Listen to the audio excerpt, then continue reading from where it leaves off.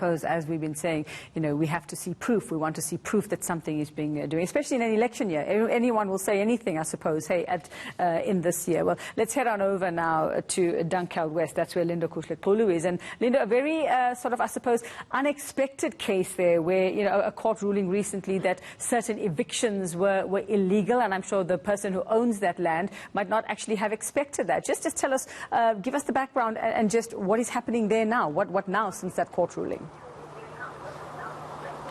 Quite an unusual case indeed, Yuveka. This is a case between a private landowner and those that have settled in that particular land. And they are very sure and they're very aware that they have occupied this particular land illegally. So, but Yuveka, I'll do a bit of a show and tell as I move out of shot. My colleague Kamane is going to show you. These people have already settled here. They've already rebuilt some of their structures. And this is after that particular court ruling by the court, High Court here in Johannesburg. As we understand it, what had happened was that they, in fact, challenged their evictions to say that they were illegally evicted and that they've been occupying this land for quite some time, years. In fact, some of those people that we've spoken to are saying for years they've lived in this area. And you look at the condition here of the land here, you look at the condition of the settlement here. One of the things that people are telling us is that they do not have any sanitation, they do not have water, and they do not have electricity.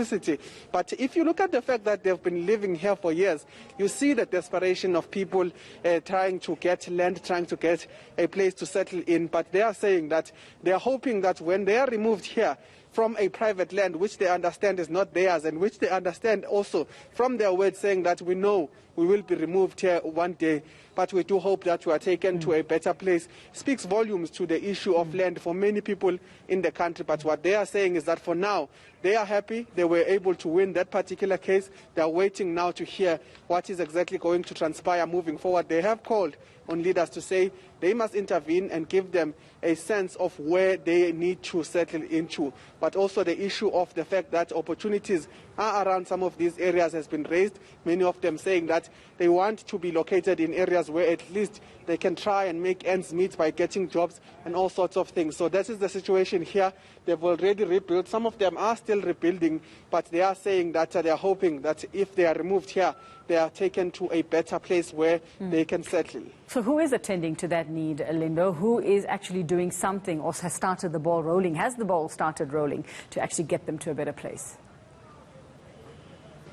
Well, the reason the people, the landowner, in fact, lost this particular case was because when we are being told by some of these people that were in court, the question that was asked was that, first and foremost, the landowner made a statement to say to the court to say that there were no people occupying this particular land and that they just wanted to close off the entrances here so that no one can come settle. But contrary to that, the Socio-Economic Rights Institute was able to prove that these people for years have been living here. So at this stage, there isn't anyone from government that is actually, intervening or shown any intervention in terms of this particular case, because it is a dispute between a private landowner and those that have settled here. But as we understand it, that if there are any court bids or if there are any follow-ups in terms of the process of removing these people, there is an expectation that they are provided with an alternative place as per the some of the evictions that need to follow some of those rules. So at this stage, these people are saying that if the landowner, according to the court, wants to evict them, then he needs to provide alternative and he needs to give them a notice to serve to say that for a certain period of time you will then be expected to vacate this particular area. So I can certainly tell you that it's a dispute between the two parties, and as far as government intervention is concerned, the only person who's spoken to throughout the week, in fact last week on Friday, was the local ward councillor who told us, Mr. Williams, that he was also trying to engage the city to see if indeed these evictions stand, what is exactly going to happen to these people. They are certainly stuck in a very tricky predicament there, Linda Kuhle-Kulu. Thanks.